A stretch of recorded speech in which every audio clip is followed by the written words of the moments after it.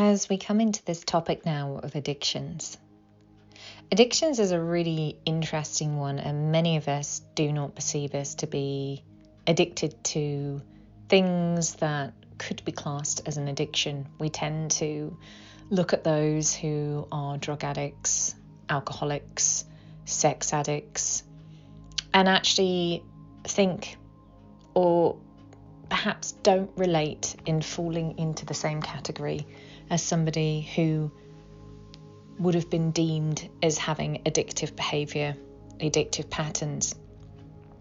And although the world of psychology has really opened up, and there are many wonderful talk therapies that are out there to support addiction, sometimes the one thing that seems to be lacking in this education of addiction is not so much the chemical understanding of what causes addictions themselves, or perhaps looking at behaviours that trigger the addiction, perhaps looking at the reasons as to why addiction came into play in the first place. But there seems to have been a neglect that, most people have an addiction to something. Why? Now, you may not think this is an addiction, but perhaps you have a stressful life. At the end of the day, you like to have a glass of wine in the evening. Perhaps you don't have the glass of wine, but you like to have snacks after dinner whilst binge watching Netflix. Perhaps you have an addiction to toxic relationships, but haven't fully recognised why and can only feel the pain of being the victim. There are so many things in our lives that we get addicted to because we get addicted to the behaviour and we get lost in our beliefs. Now, at the heart of all addiction lies an emptiness and a longing to fill a void, whether that be through sexual contact, whether that be to numb the mind of stimulants, whether that be through physical exertion to release tension from our body, drawn through frustration, whether that being addicted to a high that gives us energy and we're fun to be around, whether that be is an addiction to switching off at the end of the day and numbing ourselves after having a particularly stressful day in the office or perhaps a stressful time with a partner. Now, all of these things are interrelatable, and actually at the core essence of our being, there is one link that forms the whole and the all that explains addiction. Addiction is a lack of connection to your true self. Addiction is a lack of connection to your true self. Who are you? What is your purpose? Why do you do what you do as a job or as a role in this life? Now, for some, you might be able to answer this with ease, and for others, this may leave a sense of being in a void, being in a complete dark void of unawareness of what it is you were meant to be doing with your life. What is it that you're meant to be doing? Who are you? Our very purpose in life is to be our own unique self. Nothing more, nothing less. But so many of us cannot identify with who that really is. We chase the excitement, we chase the stimulants, we chase the new pair of shoes, handbag, nights out with friends. We chase the highs to avoid facing what it is that we're lacking, facing what it is that we're missing. And some people sometimes think, well, if I had a partner or if I had children, then that would give me purpose. That would give me direction. That would give me what I am lacking in my life. And therefore, instead of looking to themselves to complete themselves, we can then fall into a routine of believing that you're lacking, believing that you're in need of things constantly to fill this void, to fill this gap. So, how do we connect back to the truth of who we really are? And it might seem like a really big task, like overwhelming, and I go into this in another audio about 3 brains in more detail, but it has been proven, and I highly recommend reading Bruce Lipton's book, The Biology of a Belief, that we have 3 brains. We have the head brain, which is the 2D analytical mind, the yes, no, right, wrong, good, bad, judgmental mind. We have the heart brain, which is connected in with divine timing in life, connecting into what it is that you really desire from the core of you. It's the identity of who you are, and your head can translate it into knowing and vision and natural intuition if you were connected. Now, for these two to be connected, we also need to understand that the gut is a brain. How many of us in our lifetimes have said, I knew it, I had a gut feeling about that? That's because it's a brain. It's no mystery as to why the gut holds 95% of serotonin. To have a healthy mental mind, you need a healthy gut.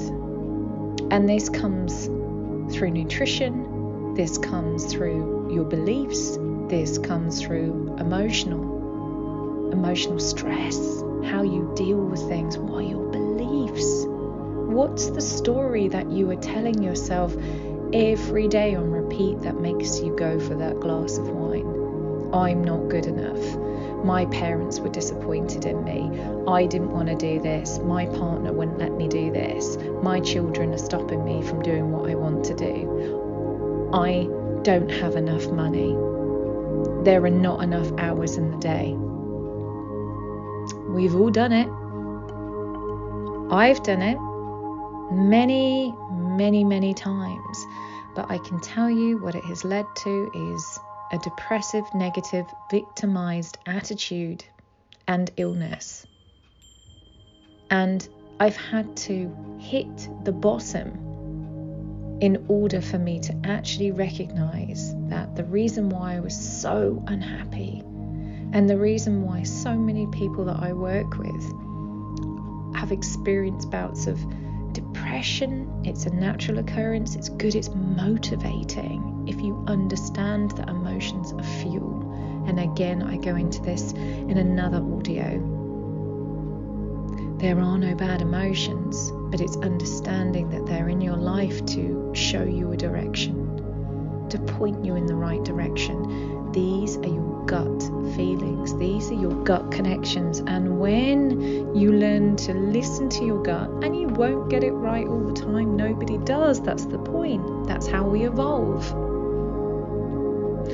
Then you can learn to channel that energy from the heart and speak your truth from your tongue, which is connected to the fascia of your heart. That is why we say, speak your truth. I speak my truth.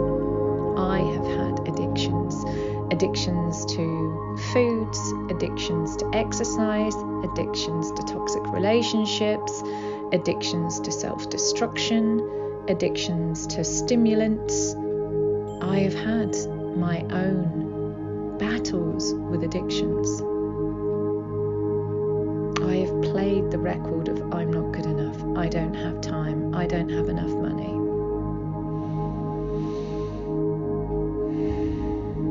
How many can relate to this?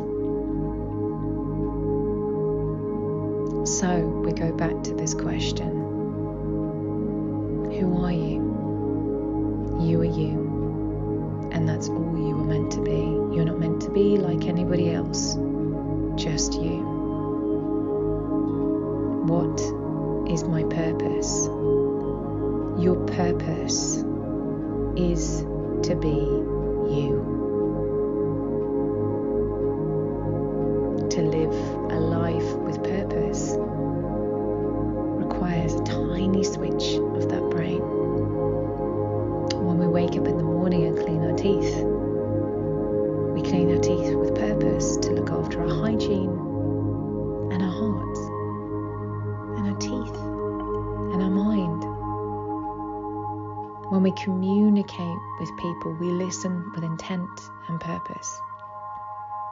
Not letting this 2D mind of analytical behaviour, of judgement, good, bad, right, wrong, yes, no, overruling us. Allowing the heart to listen. A deep sense of listening, Sunya. Deep sense of listening. And we check in with our gut every day to ask what you need. So let's try an exercise here today. A very, very simple exercise.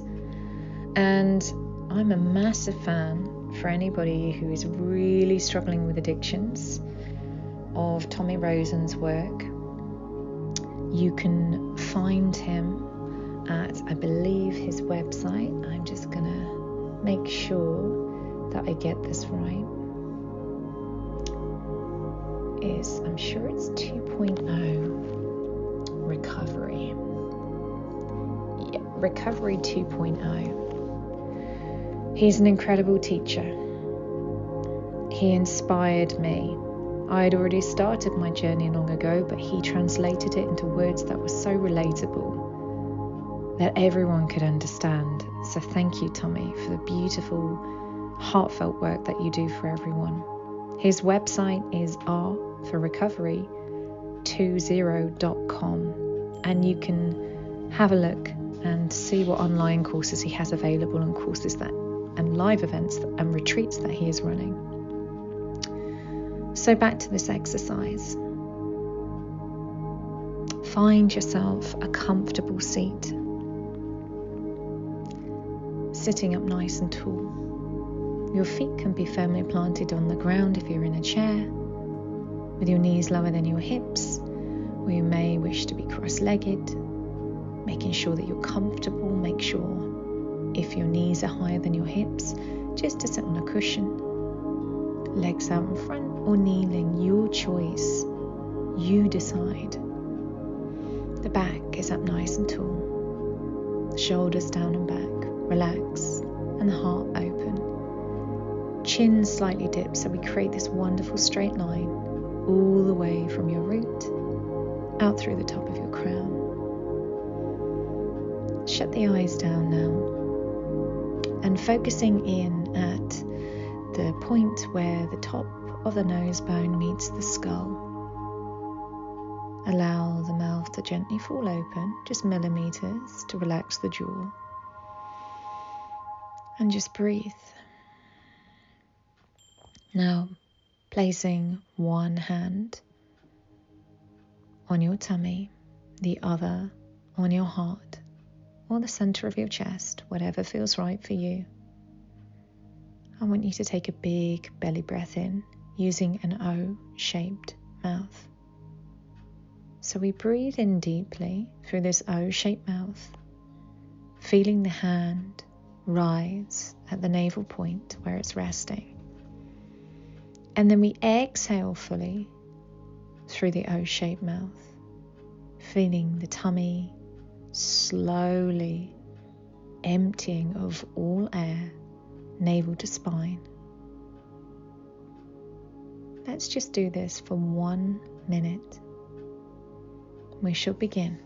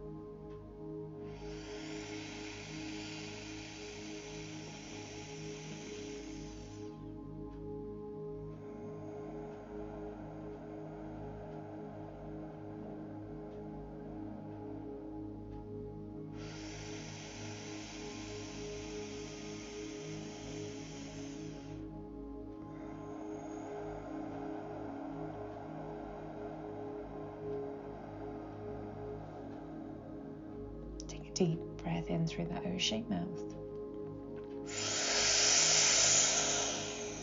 Hold to spend the breath. Squeeze the rectum and urinary muscles and focus at that point between the two brows. Exhale when you need to. Breathe deeply in again. Hold to spend the breath. Squeeze the rectum and urinary muscles, still focused in at that eye point where the nose bone meets the skull. Exhale when you're ready. One more.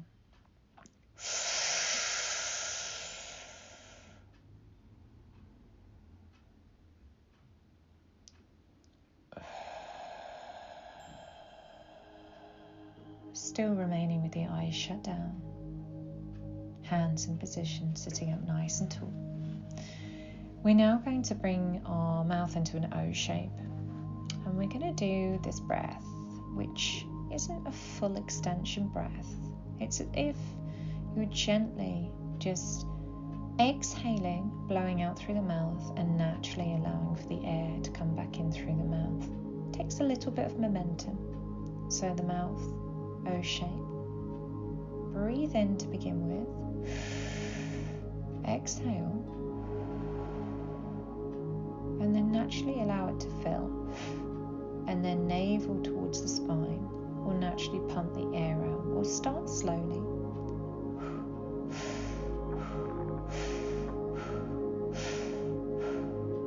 So the exhale is as when the navel comes in.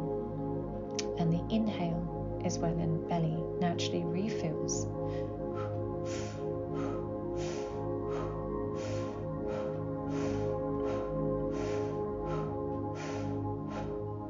Keep going. These are just soft, gentle breaths. Things should not feel forced. And don't worry if you don't get it straight away. That's perfectly natural.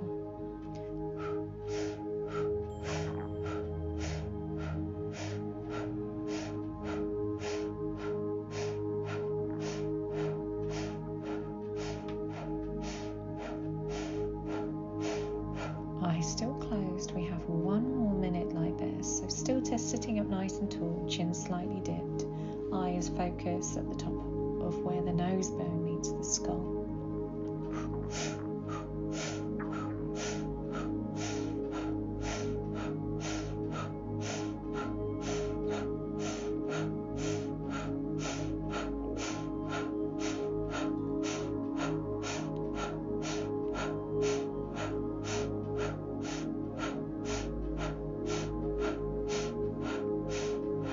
Gentle, very gentle pelvic squeeze of those urinary and rectum muscles. Keep the breathing going. You have 15 seconds.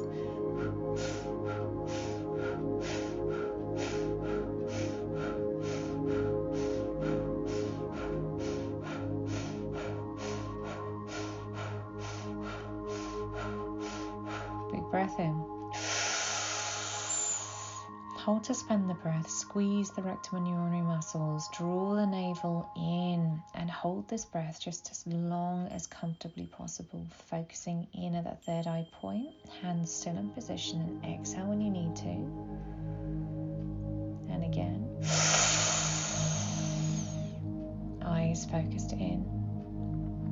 Hold the breath, squeeze rectum and urinary muscles, navel in, exhale when you need to. One more.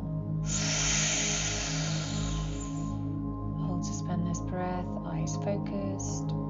Exhale.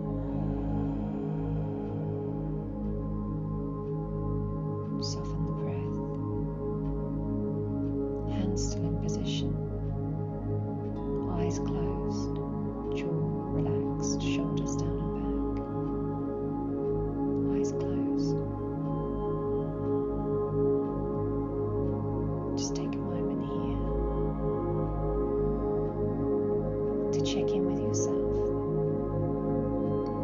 and ask yourself, how am I today?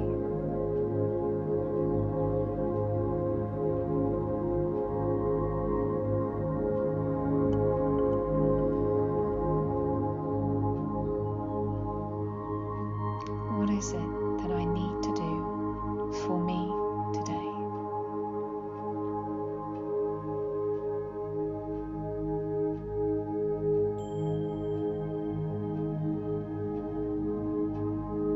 And if your mind is still wandering, that's absolutely fine.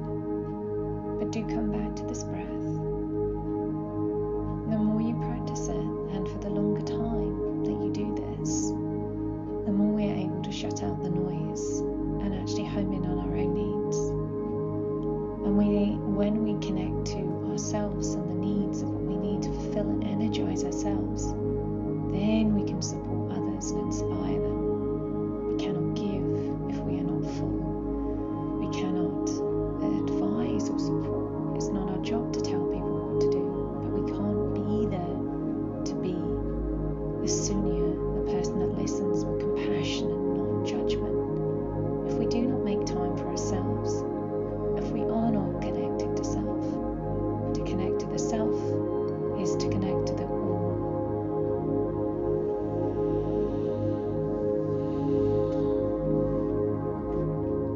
What I'd like you to do, whether this be with traditional pen and paper, is just jot down any feelings, emotions,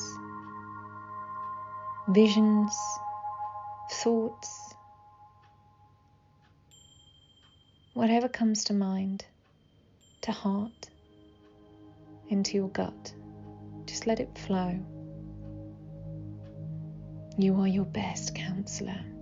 Nobody knows you like you know you.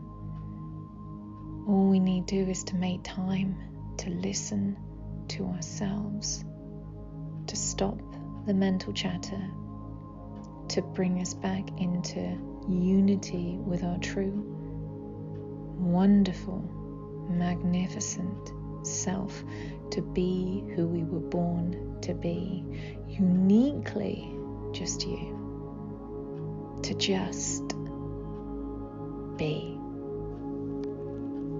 Until next time, I love you, sending you so much love and blessings. Sat Nam.